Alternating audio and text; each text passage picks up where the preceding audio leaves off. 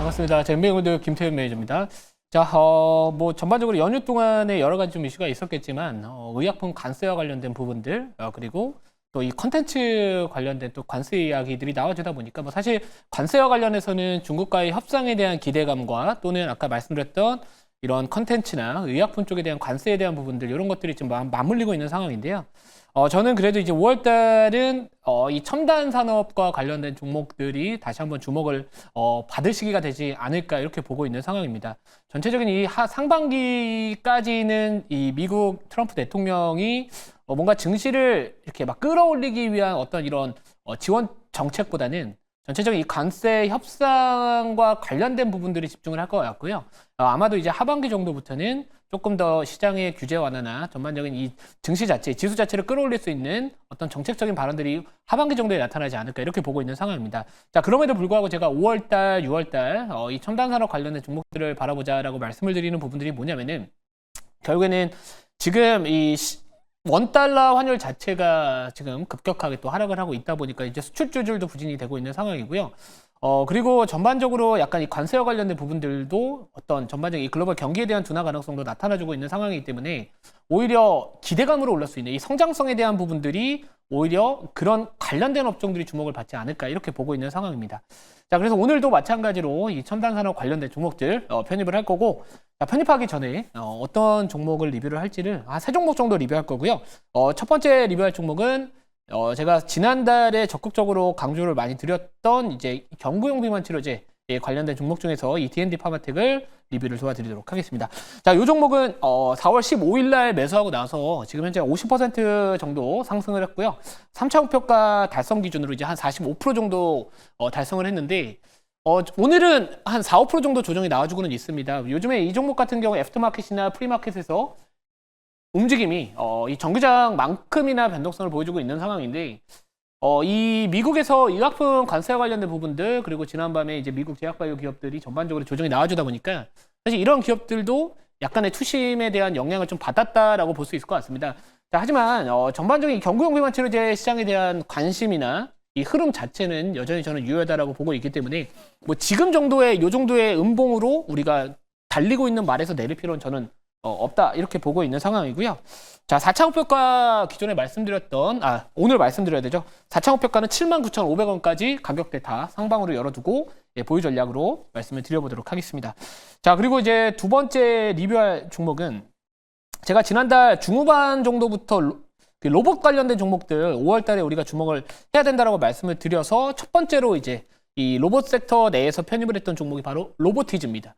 이 로보티즈 같은 경우에 또 LG 그룹과의 또 연계성이 좀 있는 기업이면서 제가 이 대기업들이 지분 갖고 있는 이 로봇 기업들 중에서 뭐 예를 들어 뭐 레인보우 로보틱스나 뭐 유일 로보틱스와 같은 그런 기업들 대비해서 전체적인 EPSR 같은 이런 멀티플 자체가 상대적으로 저렴하다 이런 강점이 있다라고 말씀을 좀 드렸었는데 로보티즈 뭐 최근에 LG전자 이 로봇과 관련된 이슈도 부각받고 있는 상황이고 또 오늘 또 이 8%대 가깝게 급등이 나와주고 있는 상황입니다. 그래서 이 종목도 마찬가지로 1차 목표가 도달을 한 상황이고요. 2차 목표가 38,150원 계속해서 보유 전략으로 가져가 보도록 하겠습니다. 뭐 이외에도 뭐 SBB테크나 SPG 그리고 뭐 이런 PNS 미케닉스 같은 로봇 관련된 종목들을 저가 부분에서 편입을 해놓고 지금 보유하고 있는 상황인데요. 저는 뭐 이번 달 로봇주들 이 정책적인 발언뿐만 아니라 머스크 CEO의 테슬라 경영의 집중에 대한 부분들, 휴머노이드 관련된 이야기들 그리고 또 중국의 이 휴머노이드 기술이 미국을 상당히 격차를 좁히면서 따라가고 있는 상황이기 때문에 또 우리나라도 마찬가지로 이 K 휴머노이드와 관련된 K 로봇과 관련된 어떤 이 대선 후보들의 정책적인 발언들도 5월 중으로 저는 충분히 나올 수 있다 이렇게 생각을 하고 있는 상황입니다. 자, 그래서 뭐 로보티즈, SBB테크, SPG 이런 감속기나 액추에이터 쪽에 대한 관심을 저는 가져야 된다고 보고 있거든요. 특히나 로봇주들 같은 경우에는 이 로봇에서 제일 이 부품 중에서 제일 원가를 많이 차지하고 있는 게 액추에이터 감속기입니다. 근데 그게 지금 해외 의존을 하고 있게 되면은 결국에 이 원가를 낮춰야 되는 상황에 돌입을 하게 되면 국산화 이슈가 나올 수 있기 때문에 뭐 로보티즈, 뭐 하이제네라인과 같은 이런 이 액추에이터나 이 감속기, 뭐 SBB테크, SPG도 마찬가지라고 저는 보고 있습니다. 그래서 이쪽은 계속해서 우리가 보유하셔도 되지 않을까 이렇게 말씀을 드려보도록 하겠습니다.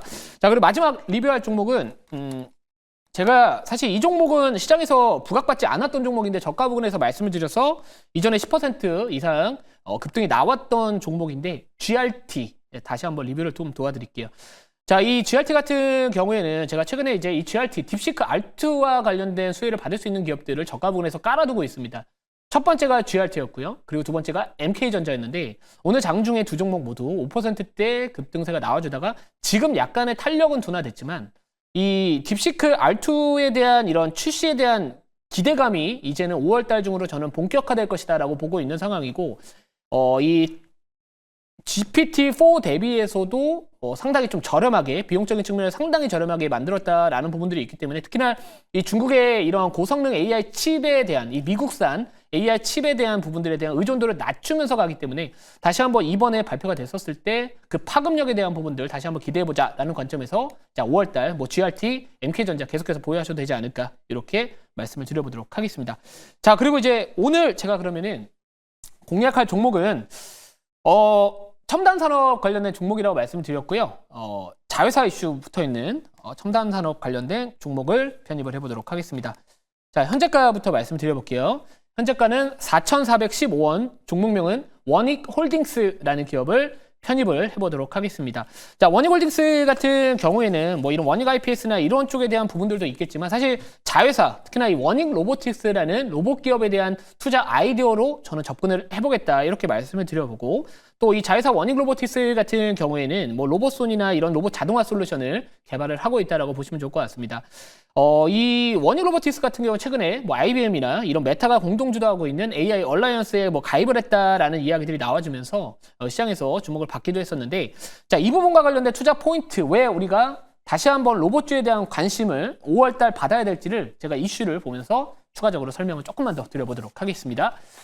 자, 자료 한번 보여주시면 우선은 삼성전자와 관련된 이 M&A 이슈가 이제 앞으로 부각받지 않을까. 물론 로봇이 아닐 수도 있습니다. 근데 제가 이 기사들 최근에 빅딜 시동 건 삼성전자 다음 M&A 타겟은 어디가 될 것이냐. 사실 삼성전자 같은 경우에는 그동안에 약간 M&A 시장에 대한 부분들 인수합병과 관련해서는 조금은 조용했었습니다. 근데 최근 들어서 지금 여러 가지 이야기들이 나와주고 있는데 뭐 AI 분야가 1순위일 수도 있겠지만 지금 보시면은 로봇 쪽에 대한 부분들, 뭐 헬스케어도 마찬가지, 플랫폼도 마찬가지, 로봇 M&A 가능성에 대한 이야기들도 나와주고 있기 때문에 이 삼성전자가 다시 한번 이 M&A 시장에서 이제 과일을 하겠다 이런 기대감이 붙어 있다라고 보시면 좋을 것 같고요.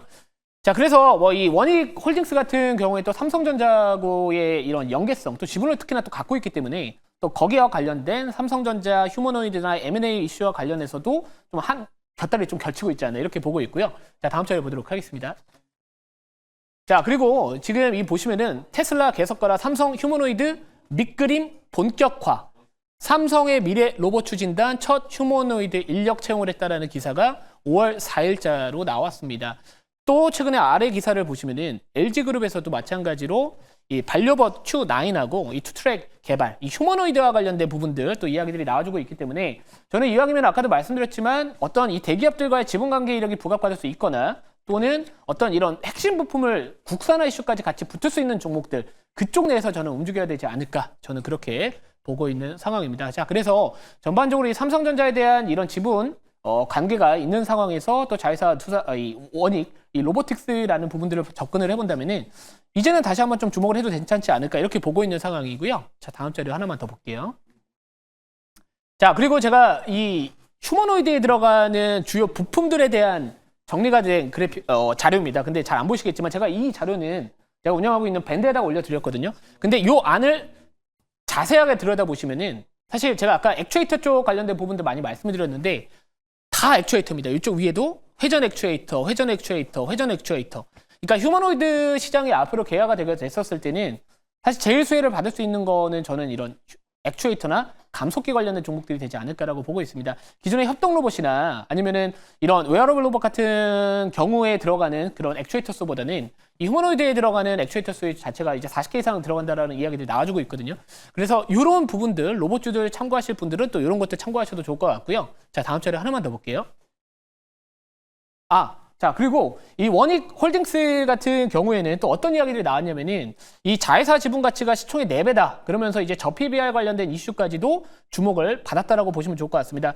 최근에 이제 이 대선 후보 중에서 이재명 후보가 이전에 이야기했던 내용들을 보면은 PBR이 상당히 낮은 기업들은 시장에서 퇴출되어야 되는데 약간 이런 이야기도 나왔기 때문에 결국에 이런 부분들, PBR이 상당히 낮은 기업들 같은 지주사들도 전반적인 주주 친화적인 정책이나 앞으로 주가에 대한 이런 관리를 해야 되지 않을까 이런 관점에서 또 여러 가지 좀 맞물린다 이렇게 보시면 좋을 것 같습니다. 자, 그럼 목표가는 4,800원 잡고요. 그리고 손절가는 3,800원 말씀드려보도록 하고요. 자, 오늘 공개방송 저녁에 합니다. 8시 10분에 시작을 할 예정이 있고요. 오늘 바이오 관련된 의약품 관세와 관련된 부분도 많이 빠지고 있는데 거기에 대한 대응 전략뿐만 아니라 왜 앞으로 우리가 로봇주들을 다시 한번 바라봐야 될지 내용들을 정리해놨으니까요. 8시 10분에 많은 시청 부탁드리도록 하겠습니다.